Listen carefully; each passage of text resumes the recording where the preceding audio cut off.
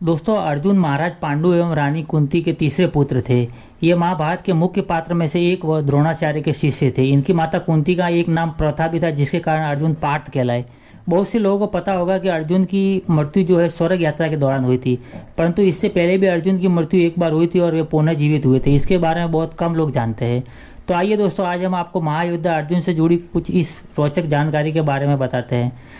दोस्तों, महाभारत युद्ध के समाप्त होने के उपरांत एक दिन महर्षि वेद व्यास जी और श्री कृष्ण के कहने पर पांडवों ने अश्वमेध यज्ञ करने का विचार बनाया।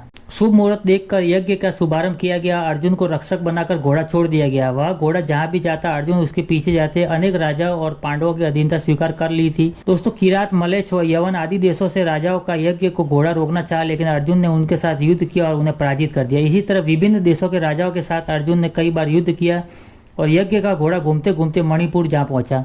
यहाँ की राजकुमारी चित्रांगदा अर्जुन की पत्नी थी और उनके पुत्र का नाम बब्रुवाहन था। बब्रुवाहन ही उस समय मणिपुर का राजा था।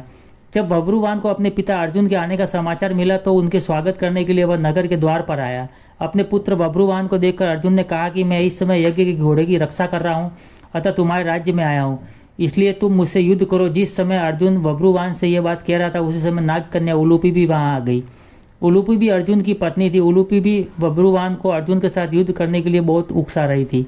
यह देख बब्रुवाहन और अर्जुन के बीच घमासान युद्ध हो जाता। अपने ही पिता व सौतेली माता उलूपी के कहने पर बब्रुवाहन युद्ध के लिए तैयार हो गया। अर्जुन और बब्रुवाहन में भयंकर युद्ध होने लगा। अपने पुत्र का पराक्रम देखकर अर्जुन बहुत प्रसन्न हुए। बब्रुवाहन उस समय ही युवक ही था। अपने बाल स्वभाव के कारण बिना परिणाम विचार कर उसने एक तीखा बाण अर्जुन पर छोड़ दिया और उस बाण की चोट से अर्जुन बेहोश होकर धरती पर गिर पड़े।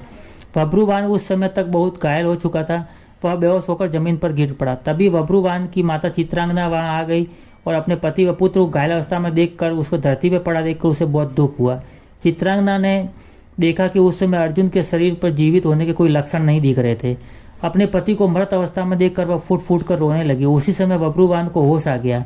जब बब्रुवाहन ने देखा कि उसके पिता की हत्या कर दी है तो वो शोक करने लगा। अर्जुन की मृत्यु से दुखी होकर चित्रांगदा बब्रुवाहन दोनों ही आमरण उपवास पर बैठ गए। जब नागकन्या उलूपी ने देखा कि चित्रांगना और बब्रुवाहन आमरण उपवास पर बैठ गए तो उसने संजीवनी मणि का स्मरण किया। उस मणि के हाथ में आते ही उलूपी ने बब्रुवाहन से कहा कि मणि अपने पिता अर्जुन के छाती पर रख दो। बब्रुवाहन ने ऐसा ही किया। वह मणि छाती पर रखते हैं तभी अर्जुन पुनः जीवित हो उठते हैं। दोस्तों, अर्जुन द्वारा पूछने पर उलूपी ने बताया कि वह मेरी ही मोहिनी माया थी। उलूपी ने बताया कि छल पूर्वक भीष्म का वध करने के कारण वसु, जो एक प्रकार के देवता थे, आपको श्राप देना चाहते थे। जब ये बात मुझे पता चली तो मैंने ये बात अपने पिता से बताई। उन्होंने वसुओं के पास जाकर ऐसा न करने की प्रार्थना की। तब वसुओं ने प्रसन्न होकर कहा कि मणिपुर का राजा बब्रुवाहन अर्जुन का पुत्र है। यदि वह बाणों से अपने पिता का वध कर देगा तो अर्जुन को अपने पाप से छुटकारा मिल जाएगा। आपको वसुओं के श्राप से बचाने के लिए मैंने यह मोहिनी माया दिखलाई थी। इस प्रकार की पूरी बात जानकर अर्जुन, बब्रुवाहन और चित्रांगना तीनों प्रसन्न हो गए और अर्जुन ने बब्रुवाहन को अश्वमेध यज्ञ में आने का निमंत्रण दिया और पुनः अपनी यात्रा पर चल दिए। दोस्तों, आपको बताते चले कि राजकन्या जो उलूपी थी वह नाग कन्या थी और कहते हैं कि कई कई ऐसा उल्लेख मिलता है कि वह जल परी भी थी। दोस्तों, वनवास के दौरान अर्जुन को नाग कन्या से प्यार हो जाता है और वह दोनों आपस में शादी कर लेते हैं। उन्हीं से उनका पुत्र पैदा होता है।